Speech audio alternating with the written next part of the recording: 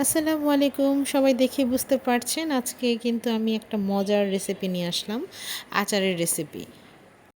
একটা কড়াইতে আমি পরিমাণ মতো তেল দিয়ে নিলাম। আমি যেহেতু ২ রকমের আচার বানাবো, একটি খোসা সহ এবং একটি খোসা ছাড়া।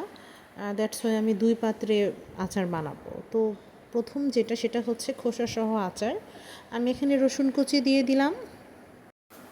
এই যে রসুন কুচি দেওয়ার পর তেলের ভিতরে কি সুন্দর একটা বাবলস উঠছে, এটা আমার অনেক ভাল লাগে।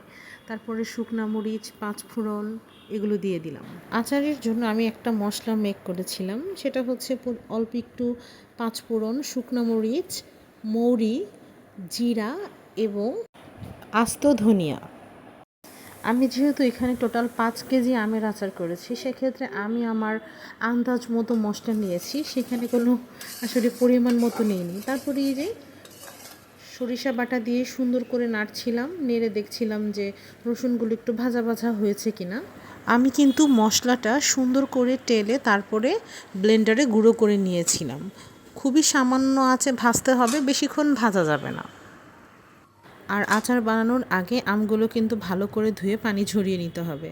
এখন আমি পানি ঝরিয়ে আমগুলো সুন্দর করে দিয়ে দিলাম, তারপর পরিমাণ মতো মশলা দিয়ে দিলাম। এখন হচ্ছে যেটা কিনা খোসা ছাড়া আমের আচার, সেখানে আমি জাস্ট সেম প্রসিডিউর, আমি শুধু এলাচ, তেজপাত এবং দারুচিনি দিয়ে দিয়েছি।